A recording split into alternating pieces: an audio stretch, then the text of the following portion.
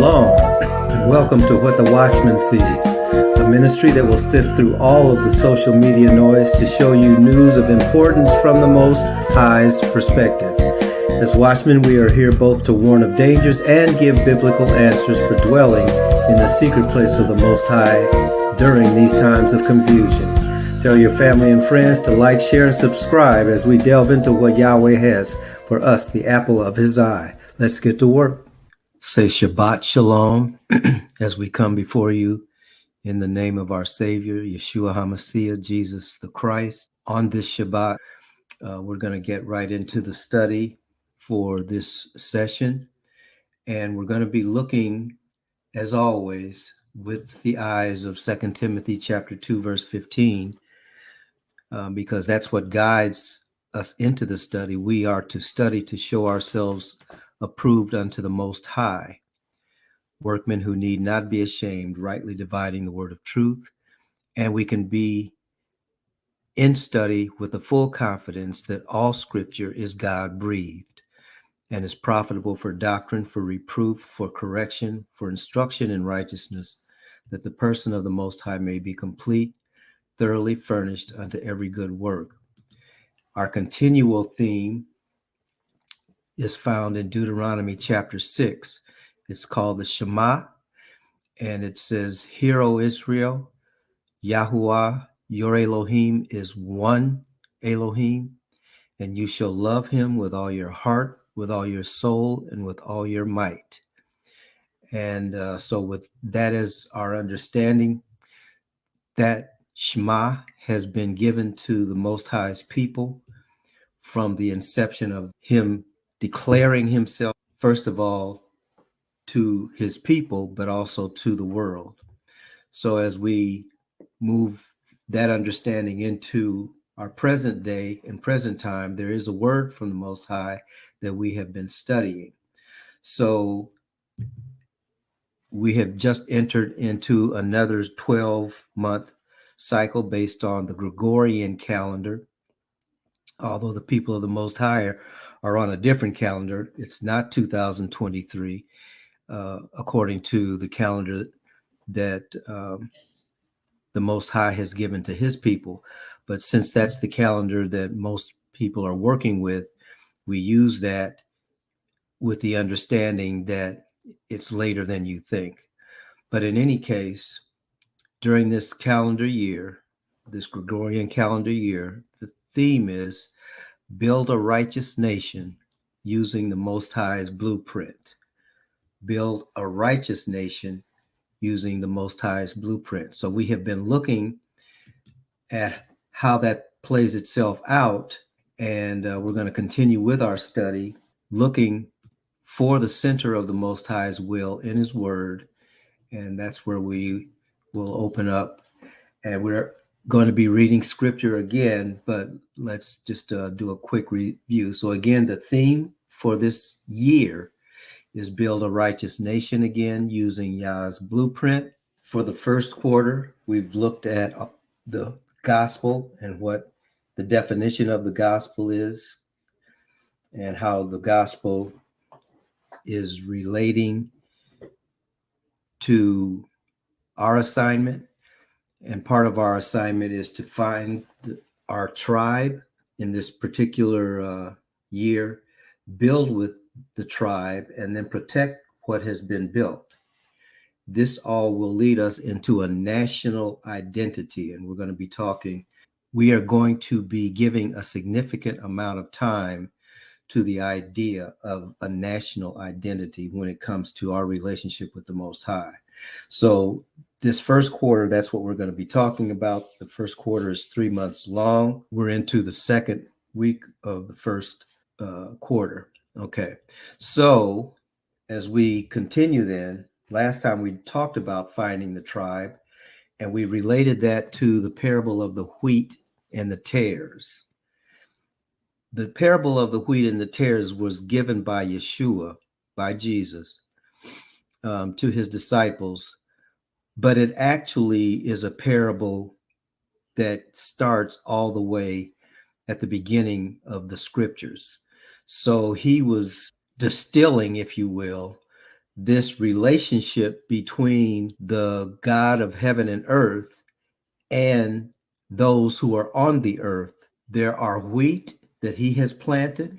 In other words, those who are followers after his will and after his desires. And there are tares, that which is against him. I'm using the gender pronoun, but as anyone who is studying knows, God is not a male. Okay.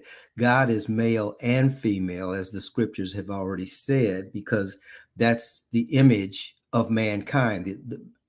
When Genesis 1 said, let us make man in our image, he was talking about male and female. So the gender is for us on the earth, but in the universe that has been created by the creator is not a male. Okay. And the creator is not a female either.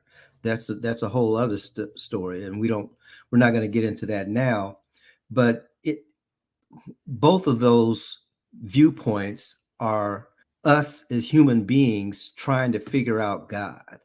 And that's part of the challenge that we're dealing with, because whenever we do that, we always come up short. That's why it's better to let the Most High speak from heaven, and we allow heaven to tell us what it is that we're supposed to know. So, having said all of that, the parable of the wheat and the tares is actually an earthly example of a universal truth. And universally, there are things which are of creation, that came directly from the Creator, and there are things that are against creation, operating outside of the need and desire of the Creator. Okay, and so that's what this parable of the wheat and the tares represented. And we talked about that the last time. We talked about how they were defined and how they both looked very similar. The fruit of one produced life and sustained life in human beings. The fruit of the other was poisonous and put humans to sleep or even death. And so that's the definition, and that's the difference between the wheat and the tares. So we talked about that last time. And what we learned last time is this parable was about the world that we live in. The wheat are the children, the good seed of the Most High. The tares are the children, the seed of the evil one, that which is against the Most High. And so that's how, that's where we left the last study. So now, as we go into this next realm, the reason why the wheat and the tares are important is because in the wheat, those who are part of the wheat are our tribe. That's what we're looking at. Those who are a part of the tares are not our tribe. Okay. So when the theme is find your tribe, we're actually saying there are other people who believe in the Most High as we do, because we all came the same way. We all have the same Father. And so we are spread among a world that has weeds in it, okay, has tares in it. And those tares are not the children of the Most High, but there's a way that you can tell who is who. And that's how we get to the study this for this session. So we're looking at two seeds. We're looking at the seed of the woman, and we're looking at the seed of the serpent. If you remember from Genesis, the 3rd chapter, in the garden at the tree, when mankind is being held accountable for what has happened, the Most High goes to the male, and says, "What have you done?" The male defers to the woman, to the female, and says, "The woman that you gave me this fruit, and I ate it." And so then the Most High goes to the woman, and the woman says, "The serpent tricked me and I ate it." So the very first conversation, once the information is confessed, the very first thing that happens is the Most High speaks to the heart or the root of the problem. The root of the problem is the serpent. And the serpent is told, because of what you have done, you're going to be despised on the earth. You're going to walk around or eat dust. Your seed is going to strike the heel of the seed of the woman, and the woman's heel is going to bruise the seed, your seed's head. Okay. And so those two seeds then begin operating in the earth because of sin. There weren't supposed to be two seeds. There was only supposed to be the seed of righteousness. But now the seed of unrighteousness, the seed of rebellion, is alongside the seed of righteousness, which goes right back to the parable of the wheat and the tares. So that scenario plays itself out from the garden up to present day. So this that is on the screen now is an example of how that takes place.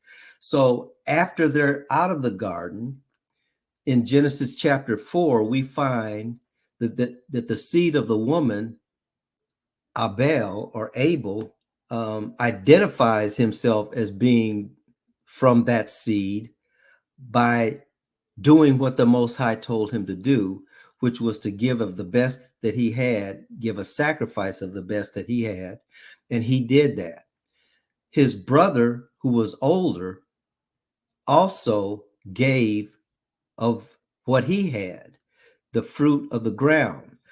But that was not accepted by the Most High. And the Most High told him, all you have to do to be accepted is to do what your brother did. Okay.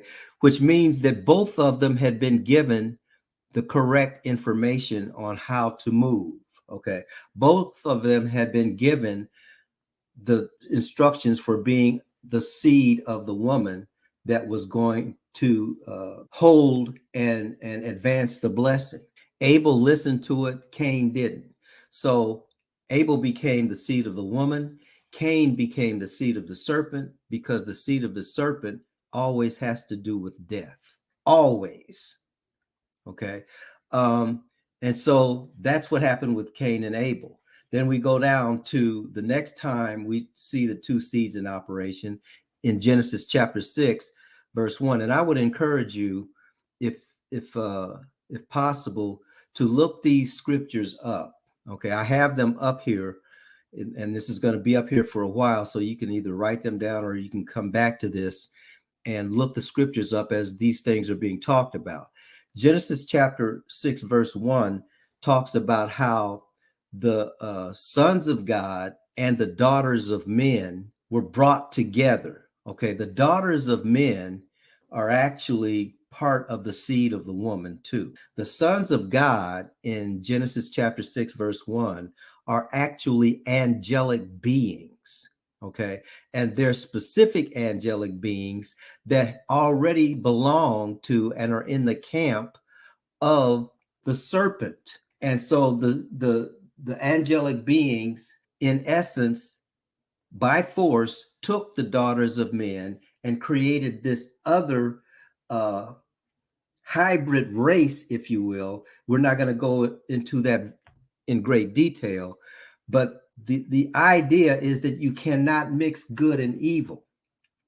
So the evil came from the seed of the serpent. That's who those angelic beings are, because they were never supposed to do that. And then you had the potential of the seed of the woman being the daughters of men, having been combined with them. But the seed of the woman in Genesis chapter 6, verse 1, with the daughters of men, is in that category. Okay, then we go down. The next time we see this in operation is in Genesis chapter 17, verses 1 through 23, with Abraham. Eventually, we know his name is Abraham. His name started out as Abram, but in his interaction with the Most High, who told him to leave his family and go to a place that he would be shown. Abraham did those things. And as Abraham walked with the Most High and in the blessings of the Most High, he became an example of the seed of the woman. That's why he's called the father of the faith. What people don't realize is that contemporarily with Abraham, there was this other figure. He's in Genesis chapter 10. His name is Nimrod.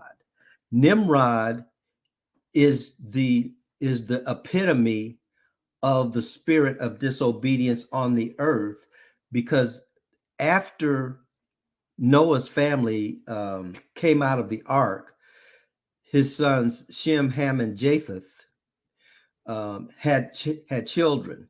Well, Nimrod was one of the descendants of Ham, and actually that's a story in and of itself too. But the Most High told them, now that I've destroyed the earth, I want you to go out and repopulate the earth and spread out over the earth. Well, Genesis chapter 10, a lot of the people decided, we're not going to do that. We're going to all stay together and we're all going to build together. And Nimrod became the leader of that group of people. They're the ones that built this tower that went up to the heavens. They built the tower, by the way. Okay. Now, how is he important? He and Abraham actually had negative encounters. I'll put it that way. All right. And so Abraham was told, leave where you are and go where I tell you. Nimrod and his people were told, go where I tell you and spread out. They did not leave. They stayed where they were. And as a result of that, they became their own law. All right. And to the extent that they were trying to get up into heaven to carry out a rebellion against the Most High and his angels. So the Most High and his angels sent his angels down to confound the languages. And that's when we call it the Tower of Babel. The scriptures call it that. So the Tower of Babel is a result of the seed of the serpent. Abraham's journey is a result of the seed of the woman. So we have that depicted in Abraham, which has to do with righteousness, and Nimrod, which has to do with rebellion. Okay, then we jump down. Abraham has a son.